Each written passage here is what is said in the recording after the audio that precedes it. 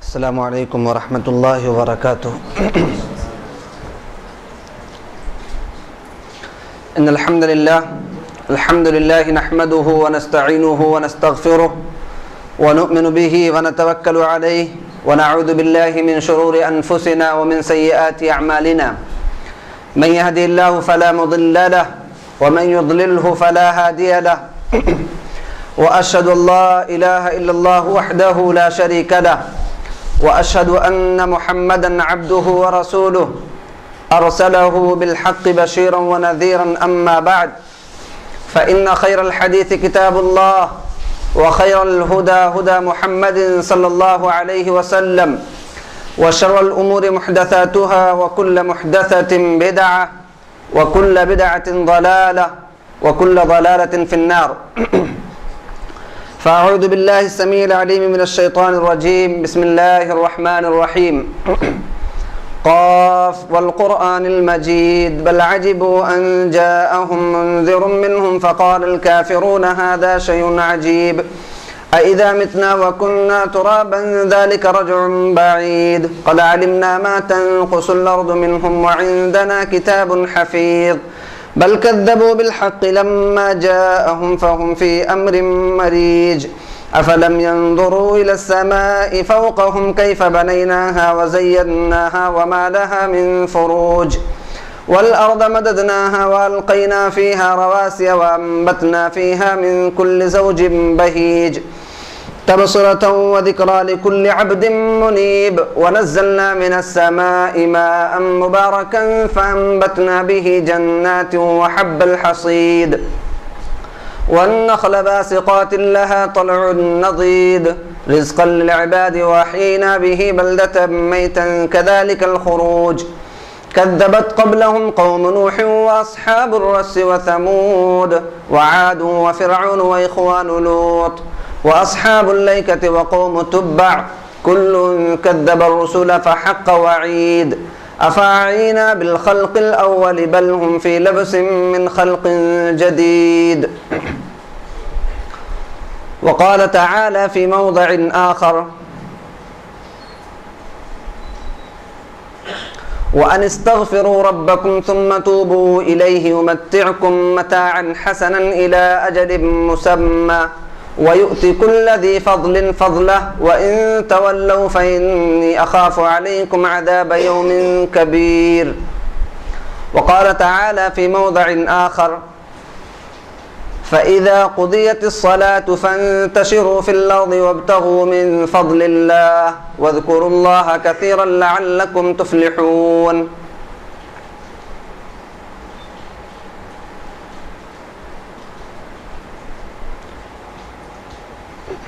وعن ابن عباس رضي الله تعالى عنه قال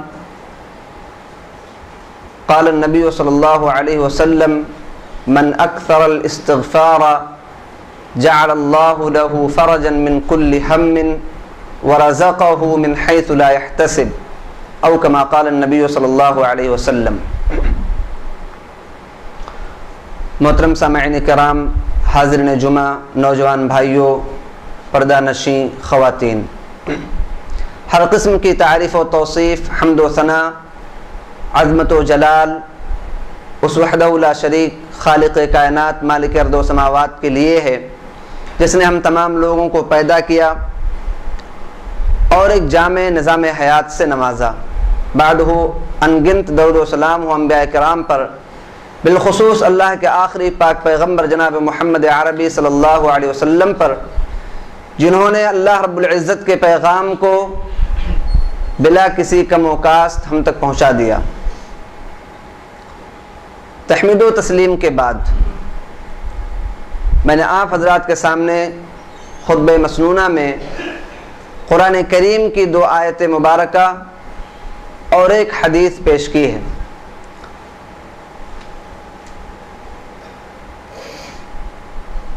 آج کے خطبے کا جو موضوع ہے اس موضوع سے ان آیات اور حدیث کا کسی حد تک تعلق ہے۔ موضوع آج کے خطبے کا جو ہے وہ رزق کی کنجیاں۔ اسلام ایک جامع نظام حیات ہے۔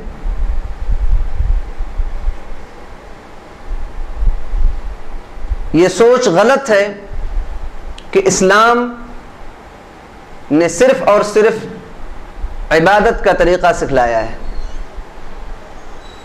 یہ سوچ غلط ہے کہ اسلام صرف اور صرف مسجد کا راستہ دکھلاتا ہے۔ یہ سوچ غلط ہے کہ اسلام لوگوں کو خانقاہی کی دعوت دیتا ہے۔ یہ سوچ غلط ہے کہ لوگ اپنے کاروبار کو چھوڑ کر کے، حصول رزق کی کوششوں کو چھوڑ کر کے، رہبانیت اختیار کر کے صرف اللہ اللہ کی رٹ لگا لیں۔ حقیقت یہ ہے کہ جس طریقے سے اسلام نے عبادات پر زور دیا ہے، اسی طریقے سے اسلام نے کسب معاش کی طرف بھی زبردست طریقے سے انسانوں کی رہنمائی کی ہے، اور بجا طور پر یہ واضح کیا ہے کہ کائنات کے سارے باسیوں کو، سارے انسانوں کو، جانوروں کو، چرند و پرند کو، الغرض تمام مخلوقات کا اگر کوئی روزی رساں ہے تو وہ ذات صرف اور صرف اللہ رب العزت کی ذات ہے۔ قرآن کریم میں اللہ رب العالمین نے اس جانب ارشاد فرمایا وَمَا مِن دَابَّةٍ فِي الْأَرْضِ إِلَّا عَلَى اللَّهِ رِزْقُهَا، کہ زمین پر رہنے والے جتنے بھی مخلوقات ہیں، چوپائے ہیں، جانور ہیں، ان تمام کا روزی رساں یہ اللہ رب العالمین ہے۔ إِنَّ اللَّهَ هُوَ الرَّزَّاقُ ذُو الْقُوَّةِ الْمَتِينُ، وہ ذات اللہ رب العالمین کی ذات ہے جس کی صفت رزاق ہے، زبردست دینے والا اور عطا کرنے والا ہے۔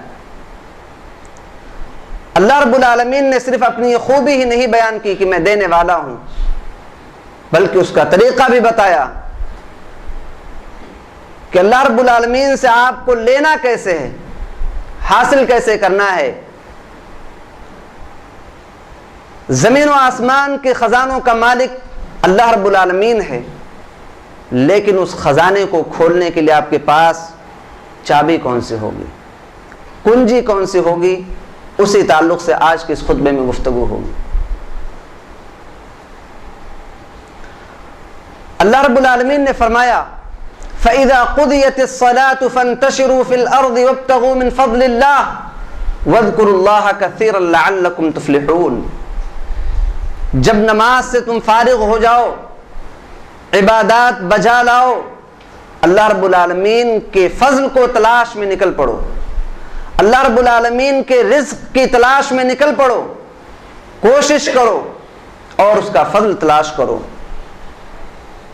زمین میں سفر کرو، اللہ رب العالمین کے بے شمار فضل اور اس کے احسانات تمہیں دکھیں گے، روزی کے اسباب تمہیں ملیں گے، ان کو اپناؤ، لیکن یاد رہے کہ اپنی حقیقت کو مت بھولو۔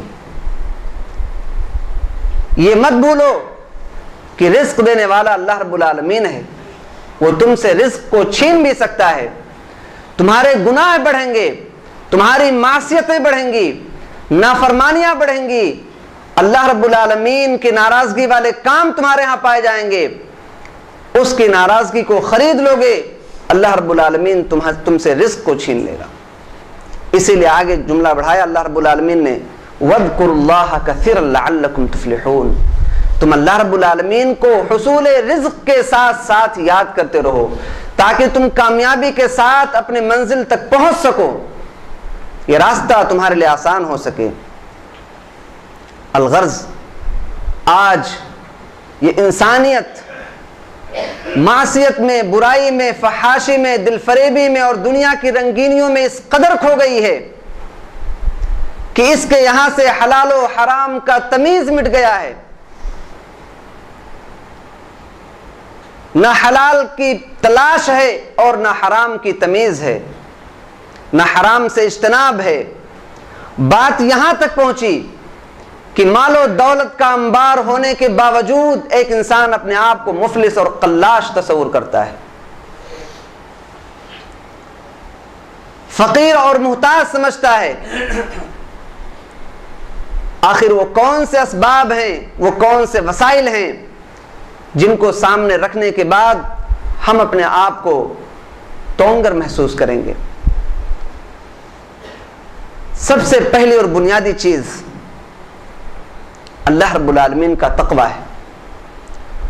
حصول رزق میں برکت کے لیے سب سے پہلی اور بنیادی چیز جو ہے وہ یہ ہے کہ انسان اللہ رب العالمین سے ڈرے، حلال و حرام کی تمیز اس کے ہاں پیدا ہو، حلال کمائی سے اپنے آپ کو روکے، حلال حرام کمائی سے اپنے آپ کو روکے، حلال راستے پر اپنے آپ کو لگائے اور حلال ذرائع کا استعمال کرے رزق کے حصول میں۔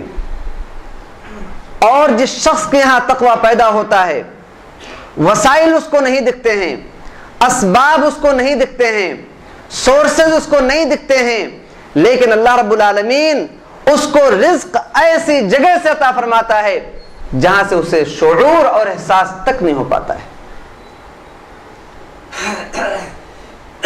اللہ رب العالمین اس کے لیے وسائل پیدا کر دیتے ہیں، سورسز پیدا کر دیتے ہیں، اسباب مہیا فرما دیتے ہیں۔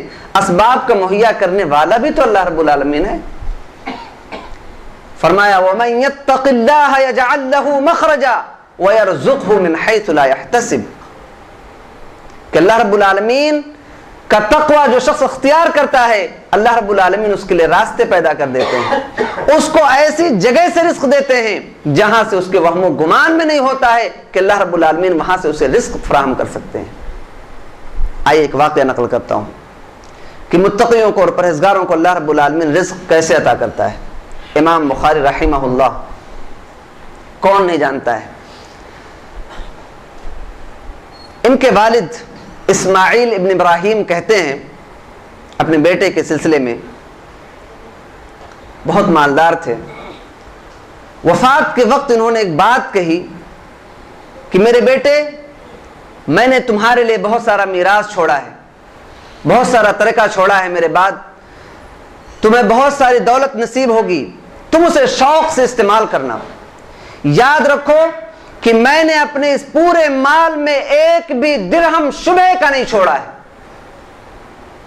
ان الحلال بین وان الحرام بین وبینہما امور مشتبہات، کہاں سے تمہیں رزق حاصل کرنا ہے اللہ رب العالمین نے وہ بھی واضح کر دیا ہے، اور کس کے قریب تمہیں نے جانا ہے اللہ رب العالمین نے وہ بھی واضح کر دیا ہے۔ حلال و حرام دونوں اللہ رب العالمین نے واضح کر دیا ہے۔ تم حلال طریقے سے رزق کماؤ، شوق کے ساتھ، اس میں محنت اور دل جمعی کے ساتھ، اپنی پوری تگودو اور محنت کے ساتھ تم وہاں سے رزق کے حصول کی کوشش کرو، لیکن حرام کو بھی اللہ رب العالمین نے واضح کر دیا ہے، تمہیں اس کے قریب نہیں جانا ہے۔ وَبَيْنَهُمَا أُمُورٌ مُشْتَبِهَاتٌ، ان کے درمیان کچھ مشتبہ چیزیں ہیں، لَا يَعْلَمُهُنَّ كَثِيرٌ مِّنَ النَّاسِ، جسے بہت سارے لوگ نہیں جان پاتے ہیں، بہت سارے لوگوں پر یہ معاملہ واضح نہیں ہو پاتا ہے، آیا یہ حلال ہے یا حرام۔ امام بخاری کے والد نے کہا پیارے بیٹے، میں نے اپنے مال میں شبہ کا بھی ایک درہم نہیں چھوڑا ہے، جو میں چھوڑ کر کے جا رہا ہوں وہ سارا کا سارا حلال ہے، حلال طریقے سے میں نے محنت سے کمایا ہے۔ اس کی برکت دیکھیے، امام بخاری کی وفات کے 1200 سال کے بعد بھی آج بھی ان کا نام ویسے ہی زندہ ہے جس طریقے سے ان کے زمانے میں زندہ تھا۔ مشرق و مغرب میں لوگ جانتے ہیں اصح الکتاب بعد کتاب اللہ صحیح البخاری، قرآن کے بعد سب سے صحیح کلام اگر کوئی ہے تو امام بخاری رحمہ اللہ کی ہے۔ یہ حلال کمائی کی برکت ہے۔ انہی کا ایک واقعہ، کیسے اللہ رب العالمین متقیوں کو ایسی جگہوں سے رزق دیتا ہے جس کا شعور اور جس کا احساس انہیں نہیں ہوتا ہے۔ امام بخاری نقل کرتے ہیں اپنے بارے میں کہ ہم اپنے استاد آدم ابن ایاس کے پاس طلب علم کے لیے گئے، حصول علم اتنا آسان نہیں تھا۔ ان کے پاس جاتے ہیں، کہتے ہیں ہمارے پاس جو کچھ بھی توشہ تھا، جو کچھ بھی خوراک تھا، سب کچھ ختم ہو گیا، ہمارے پاس کچھ نہیں بچا۔ بھوک اور افلاس سے حالت یہاں تک پہنچ گئی کہ ہمیں گھاس کھانے پڑنے لگے. ہم گھاس کھاتے تھے اور ہمارے فضلات ویسے ہی ہوا کرتے تھے, ہم ٹوائلٹ ویسے ہی کرتے تھے جس طریقے سے بکریاں کرتی ہیں. لیکن تقویٰ تھا, کسی حرام مال کی طرف انہوں نے اپنا ہاتھ نہیں بڑھایا. اللہ رب العالمین کا ڈر ان کے دلوں میں بسا ہوا تھا. کہتے ہیں 3 دن اسی حالت میں گزر گئے. ایک آدمی ملتا ہے جس سے ہم میں سے کوئی نہیں جانتا ہے, وہ ہمیں ایک اشرفیوں سے بھری ہوئی تھیلی دیتا ہے اور اس کے بعد اس سے ہم اپنی ضروریات پوری کرتے ہیں. یہ اللہ رب العالمین کی مدد ہے. وَمَن يَتَّقِ اللَّهَ يَجْعَل لَّهُ مَخْرَجًا وَيَرْزُقْهُ مِنْ حَيْثُ لَا يَحْتَسِبُ. جو اللہ رب العالمین سے ڈرتا ہے, اللہ رب العالمین کا تقوی اختیار کرتا ہے, پرہیزگاری اختیار کرتا ہے, حرام سے اپنے آپ کو بچاتا ہے, صرف حلال کی تگ و دو میں رہتا ہے, حلال رزق کے حصول میں کوشاں رہتا ہے, اللہ رب العالمین اس کو ایسی جگہ سے رزق دیتے ہیں جہاں سے اس کے وہم و گمان میں نہیں ہوتا ہے. وَلَوْ أَنَّ أَهْلَ الْقُرَىٰ آمَنُوا وَاتَّقَوْا لَفَتَحْنَا عَلَيْهِمْ بَرَكَاتٍ مِّنَ السَّمَاءِ وَالْأَرْضِ. آپ کہیں گے یہ ائمہ تھے, یہ اسلاف تھے, ہم میں سے کون ہے جو وہاں تک پہنچ سکتا ہے؟ اللہ رب العالمین نے اعلان کیا ہے وَلَوْ أَنَّ أَهْلَ الْقُرَىٰ آمَنُوا, اگر یہ بستی والے ایمان لے آئیں, اللہ رب العالمین کا تقوی اختیار کریں, اللہ رب العالمین سے ڈریں, حلال کمائی کی طرف اپنی کوششوں کو لگائیں, حرام سے اجتناب کریں, آسمان کی برکتوں کے دروازے اللہ رب العالمین ان کے لیے کھول دے گا. تقوی اور پرہیزگاری اختیار کر کے اللہ رب العالمین کو پکار کر کے دیکھو تو صحیح. وَلَوْ أَنَّ أَهْلَ الْقُرَىٰ آمَنُوا وَاتَّقَوْا لَفَتَحْنَا عَلَيْهِمْ بَرَكَاتٍ مِّنَ السَّمَاءِ وَالْأَرْضِ. زمین و آسمان کی برکتوں کے دروازے اللہ رب العالمین تمہارے لیے کھول دے گا. وَلَكِنْ كَذَّبُوا فَأَخَذْنَاهُمْ بِمَا كَانُوا يَكْسِبُونَ. آج جو افلاس اور محتاجگی آئی ہے,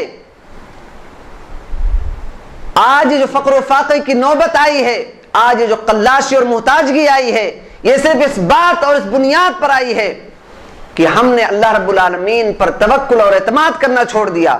اللہ رب العالمین کی آیات ہماری نگاہوں کے سامنے سے گزرتی ہیں لیکن ہمارے دلوں پر اثر نہیں کرتی ہیں, ہمارے دلوں میں تقویٰ نہیں پیدا ہوتا ہے. ہم اللہ رب العالمین کو زبانی رازق تو کہتے ہیں لیکن رزق کی امید اس سے نہیں لگاتے ہیں. یہ پہلا اور بنیادی سبب ہے کہ انسان اللہ رب العالمین سے ڈرے, صرف حلال طریقے سے رزق حاصل کرنے کی کوشش کرے, حرام کے قریب نہ جائے.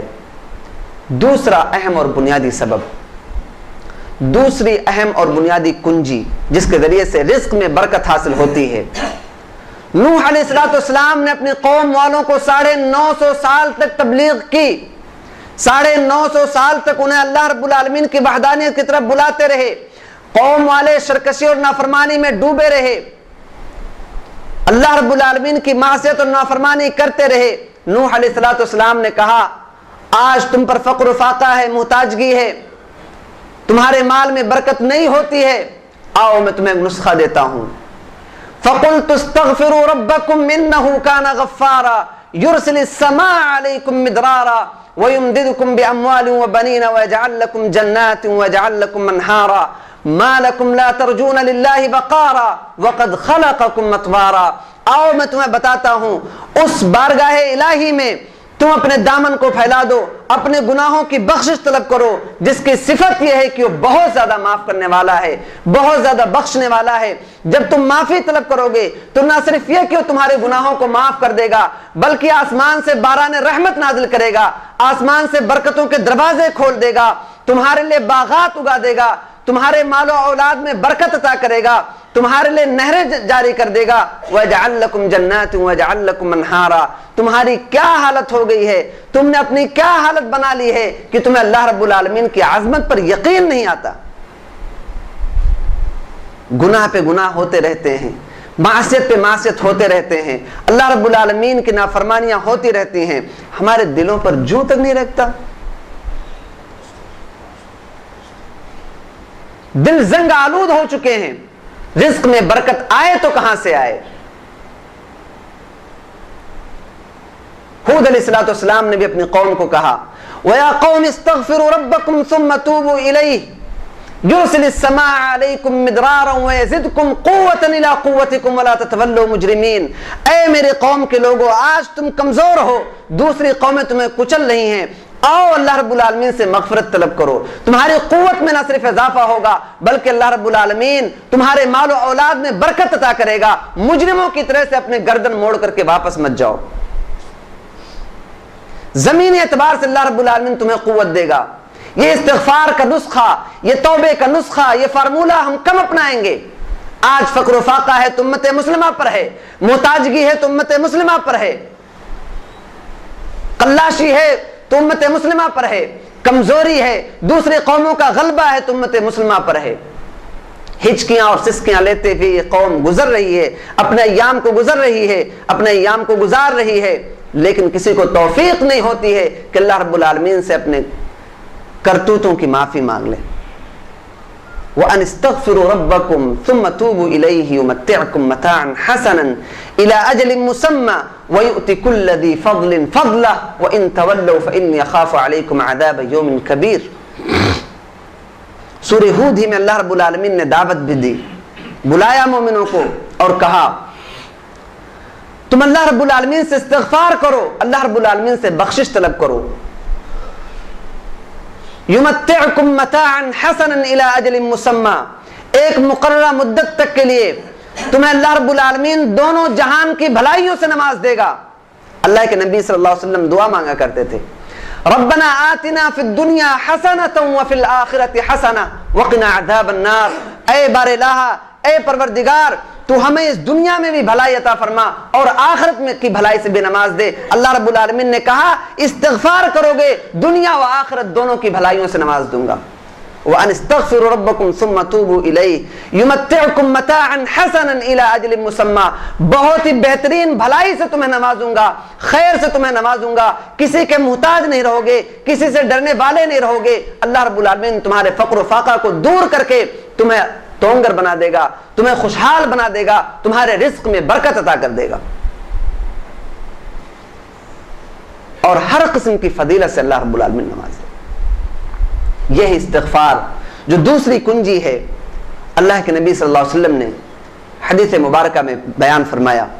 ابن عباس رضی اللہ تعالیٰ عنہ کی روایت ہے، من اکثر الاستغفار جعل اللہ له فرجا من كل ہم وضيقا من جعل الله فرجا من كل هم ورزقه من حيث لا يحتسب.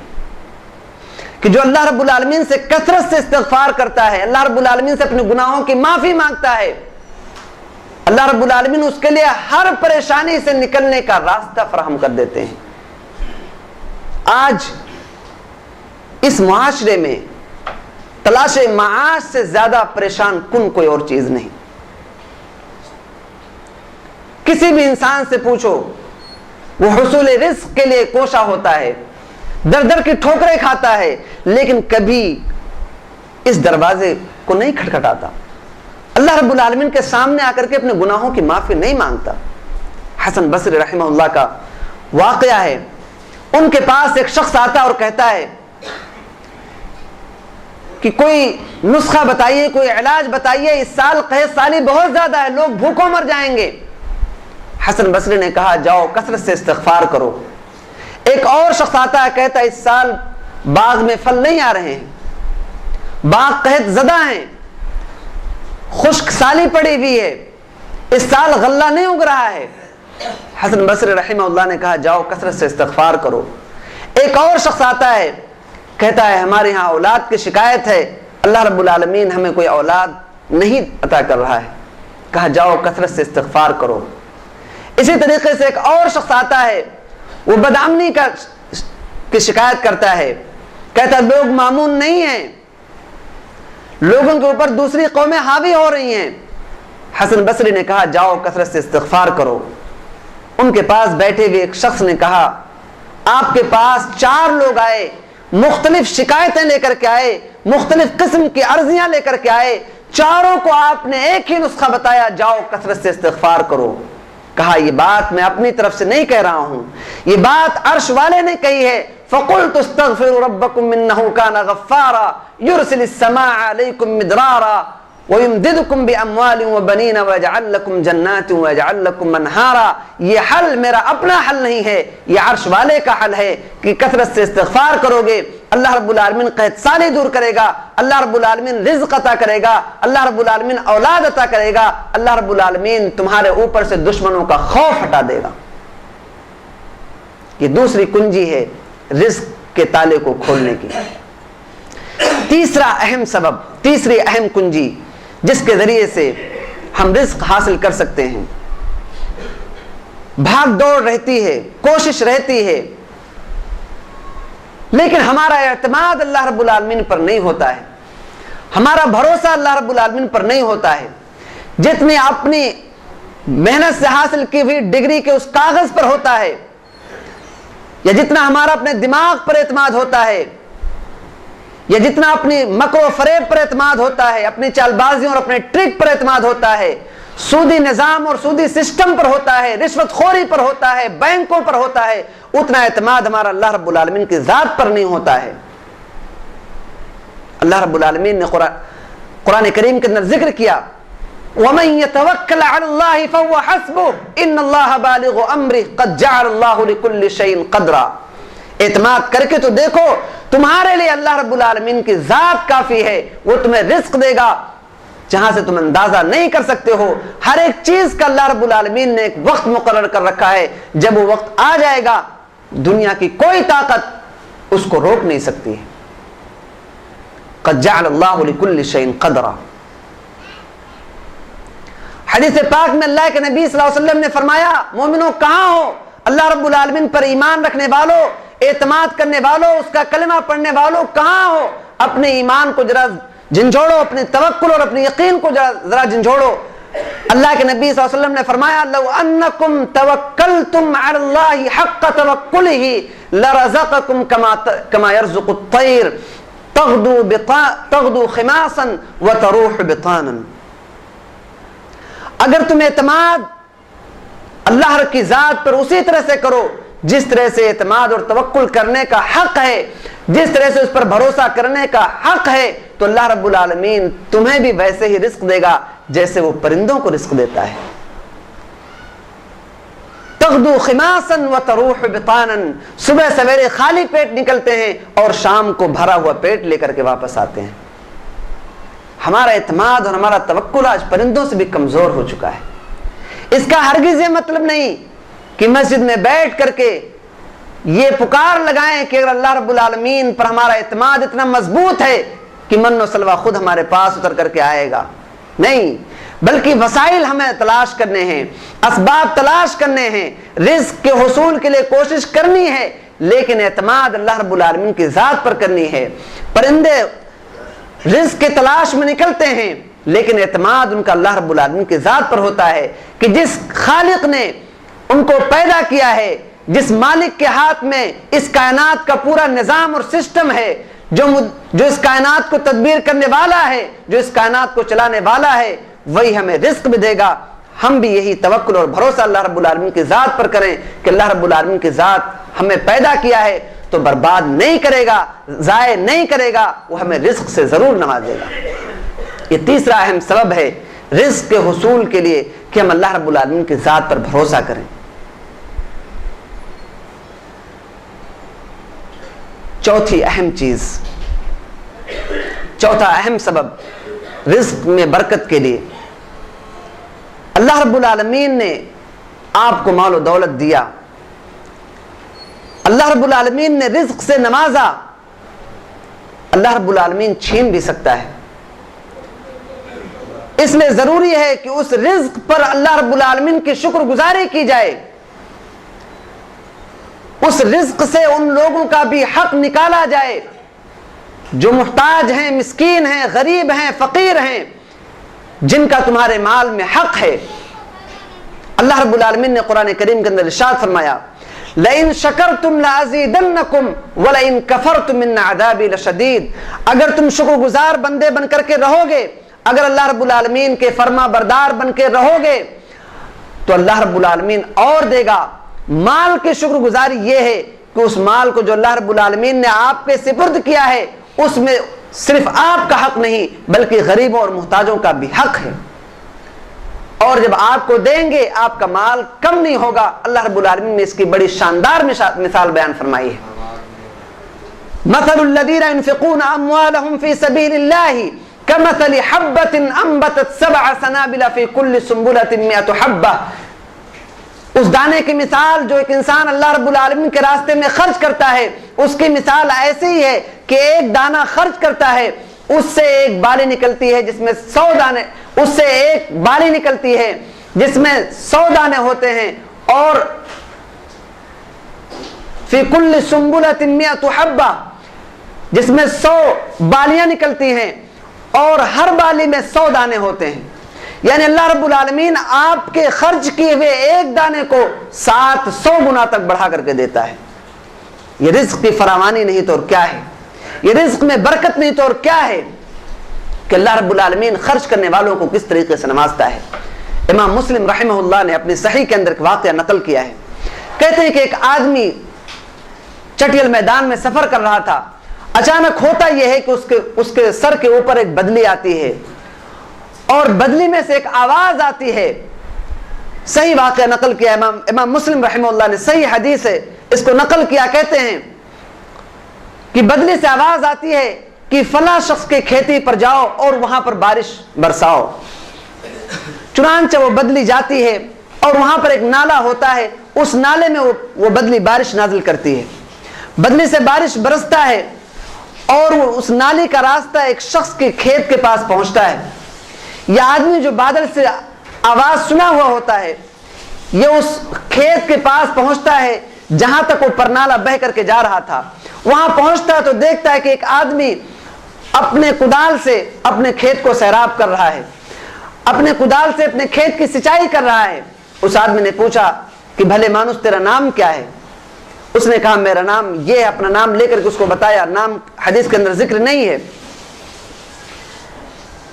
کہنے لگا تم نے میرا نام کیوں پوچھا؟ میں نے کہا اس شخص نے کہا کہ یہ نام جو تم بتا رہے ہو، میں نے یہی نام اس بدلی سے سنا تھا کہ اس بادل کو یہ حکم دیا گیا تھا کہ جاؤ فلاں شخص کی کھیتی میں بارش برساؤ. بھلے مانوس تم ذرا یہ بتاؤ کہ تم کون سا عمل انجام دیتے ہو کہ جس کے لیے تمہارے کھیتوں کے لیے، جس کی وجہ سے تمہاری فصلوں کے لیے، تمہارے غلوں کے لیے اسپیشل بارش نازل ہوتی ہے. وہ کہنے لگا کہ میں کوئی اور کام انجام نہیں دیتا ہوں. اللہ رب العالمین جو رزق مجھے دیتا ہے، اللہ رب العالمین جو غلہ مجھے دیتا ہے، اس غلے سے 1/3 حصہ میں یتیموں، مسکینوں اور غریبوں کے لیے نکال کر کے رکھ دیتا ہوں اور 1 سال کا اپنے اہل و عیال کا خرچ نکالتا ہوں. یہ میرا معمول ہے کہ جو بھی اللہ رب العالمین مجھے رزق اس غلے سے دیتا ہے، اس کا 1/3 حصہ 1/3 میں دوسرے لوگوں پر صدقہ اور خیرات کر دیتا ہوں. اس کے ذریعے سے اللہ رب العالمین مجھے برکت عطا فرماتا ہے. پیارے بھائی اور دوستو، یہ حدیث، یہ آیات، یہ فرامین ہمیں اس بات کی دعوت دیتے ہیں کہ ہم رزق کے حصول کے لیے کوشش کریں، لیکن یاد رکھیں کہ ان اسباب اور ان وسائل کو ہرگز نہ بھولیں. اللہ رب العالمین کی تقوی اور پرہیزگاری کو ہاتھ سے ہرگز نہ جانے دیں. استغفار کا دامن قطعی نہ چھوڑیں اور بھروسہ صرف اور صرف اللہ رب العالمین کی ذات پر کریں. اور جو اللہ رب العالمین ہمیں مال دے، اللہ رب العالمین ہمیں رزق دے، اس رزق سے ہم دوسروں کو بھی عطا کریں، دوسروں کا بھی اس میں خیال رکھیں. اور بالخصوص امام غزالی رحمہ اللہ بیان فرماتے ہیں کہ ایسے طلبہ پر جو حصول علم کے لیے اپنے آپ کو وقف کر چکے ہیں، جو کتاب اللہ اور سنت رسول اللہ کا علم حاصل کرتے ہیں، ایسے لوگوں کے لیے خرچ کرنا سب سے زیادہ افضل ہے.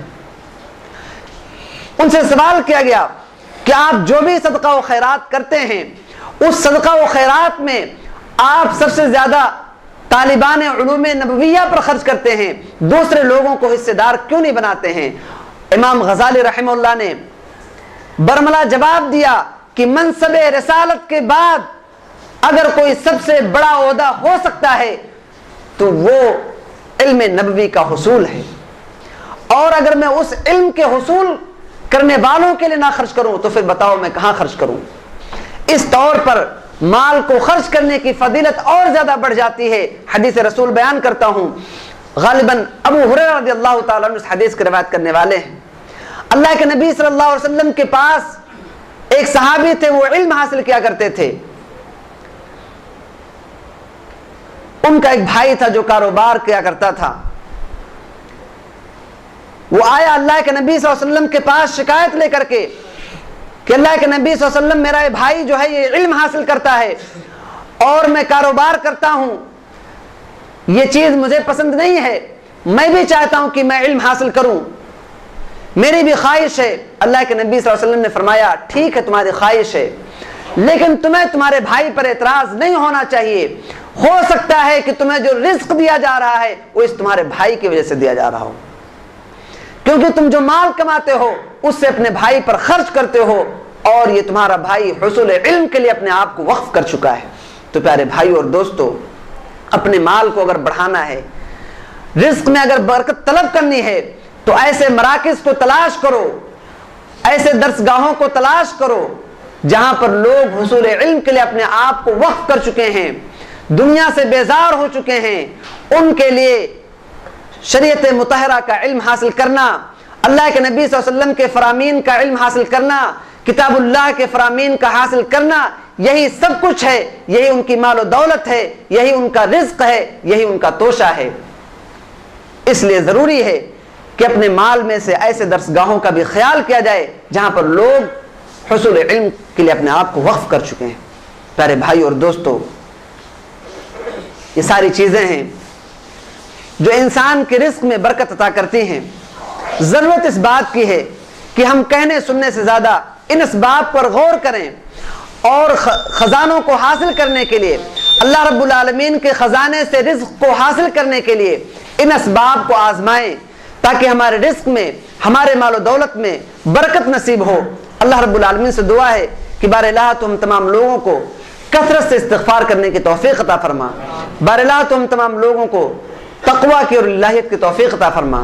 بار الہ تو ہمیں تیری ذات پر بھروسہ اور اعتماد کرنے والا بنا. بار الہ تو ہم تمام لوگوں کو اپنے مال میں سے غریبوں, محتاجوں, مسکینوں کا خاص خیال رکھنے کی توفیق عطا فرما. رب ذوالجلال, ہم بڑے گنہگار ہیں, خطا کار ہیں, تمہارے گناہوں کو معاف فرما. آمین. تقبل یا رب العالمین. انہ تعالی جواد کریم ملک بر رؤوف رحیم.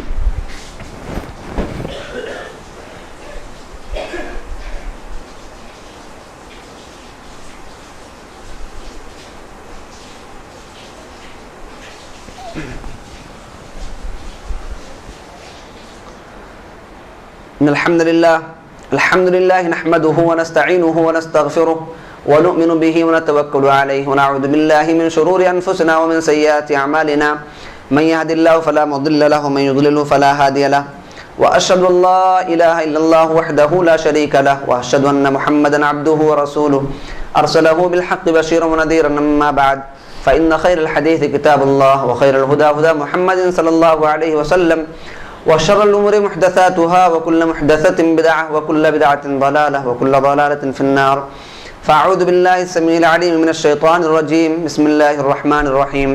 إن الله وملائكته يصلون على النبي يا أيها الذين آمنوا صلوا عليه وسلموا تسليما. اللهم صل على محمد وعلى آل محمد كما صليت على إبراهيم وعلى آل إبراهيم إنك حميد مجيد. عباد الله رحمكم الله, إن الله يأمر بالعدل والإحسان وإيتاء ذي القربى وينهى عن الفحشاء والمنكر والبغي يعظكم لعلكم تذكرون. ولذكر الله تعالى أولى وأجل وأتم وأم وأكبر. والله يعلم ما تصنعون.